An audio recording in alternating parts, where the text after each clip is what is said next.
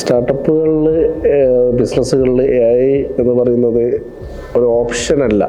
Office എന്ന് പറഞ്ഞ കാലിക്കറ്റ് ബീച്ചിൻ്റെ ഹാർട്ടിലുള്ള ഒരു ഫെസിലിറ്റി.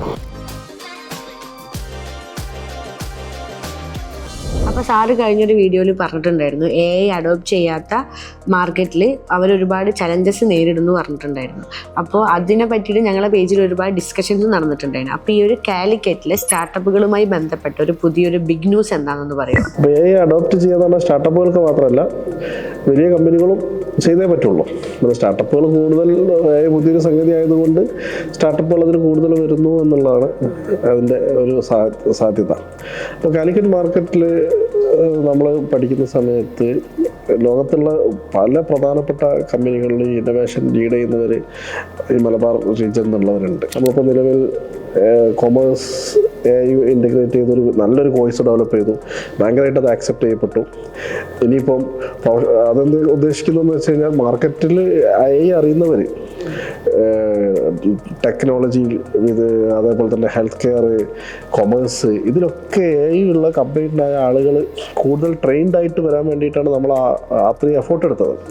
അപ്പം അതിൽ ഇനിയിപ്പോൾ അടുത്തൊരു പ്രധാനപ്പെട്ടൊരു പ്ലാന് നമ്മൾ ചെയ്യുന്നത് ഒരു വെൽ എക്യുപ്ഡായ ഒരു AI ലാബ് കാലിക്കറ്റിനില്ല. അപ്പം അതൊരു ഇന്നോവേഷനായിട്ട് കൊണ്ടുവരാൻ പറ്റുമെങ്കിൽ വേൾഡ് ട്രേഡ് സെൻ്ററിൻ്റെ പാർട്ടായിട്ട് തന്നെ അത് കൊണ്ടുവരാൻ ഉള്ളൊരു സംസാരങ്ങളും അതിനുള്ള ഒരു ഇനീഷ്യേഷനും ഇപ്പം നമ്മൾ പ്രാഥമിക രീതിയിലെല്ലാം കൺഫേം ചെയ്തു. അതിന് ഡിസ്കഷൻ മുന്നോട്ട് പോവാണ്. കാരണം ഒരു സ്റ്റാർട്ടപ്പിൽ AI സ്റ്റാർട്ടപ്പ് ചെയ്യാന്ന് പറയുന്നത് ഓരോരുത്തർക്കും താല്പര്യം ഉണ്ടെങ്കിൽ പോലും അത് പഠിച്ചെടുത്ത് അവർക്ക് വേണ്ട ഒരു customised mentorship, tailor made mentorship കൊടുത്തിട്ടില്ലെങ്കിൽ അതിന് റിസൾട്ട് ഉണ്ടാക്കാൻ കഴിയില്ല.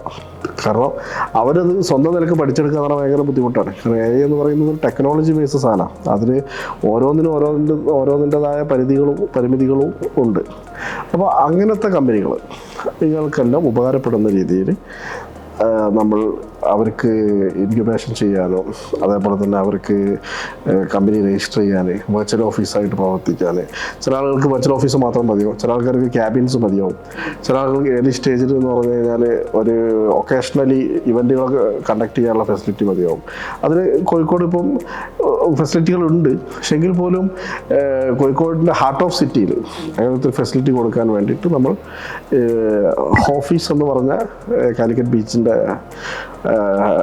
നമ്മുടെ ഹാർട്ടിൽ ഉള്ള ഒരു ഫെസിലിറ്റി, അത് ഏറ്റവും പ്രീമിയം എന്ന് പറയുന്നതും മോസ്റ്റ് റൊമാൻറ്റിക് ലൊക്കേഷൻ എന്ന് പറയാം. നമുക്ക് ഈ മനോഹരമായ ഫെസിലിറ്റിയെക്കുറിച്ച് ഇതിൻ്റെ ഡയറക്ടറും ഫൗണ്ടറുമായ അബ്ദു വിശദമാക്കിയിട്ട് തരും. ഓഫീസ് എന്നുള്ള പേരിലാണ് നമ്മൾ ഈ വർക്ക് സ്പേസ് സ്റ്റാർട്ട് ചെയ്തിട്ടുള്ളത്. നമ്മളിപ്പോൾ Kerala's largest spacious work space എന്നുള്ള ഒരു സെഗ്മെൻറ്റിലാണ് നമ്മളിത് പ്ലേസ് ചെയ്യുന്നത്. അപ്പോൾ നമ്മളിപ്പോൾ പുതിയതായിട്ട് ഇപ്പോൾ ഇവിടെ ഇൻട്രൊഡ്യൂസ് ചെയ്തിട്ടുള്ളത് height adjustable table, silent pods, അങ്ങനത്തെ ഒക്കെ ഇപ്പോൾ നമ്മളാണ് ഇപ്പോൾ ഇവിടെ കാലിക്കറ്റിൽ ഫസ്റ്റ് നമ്മളെ വർക്ക് സ്പേസിലായിരിക്കും ആദ്യമായിട്ട് വന്നത്.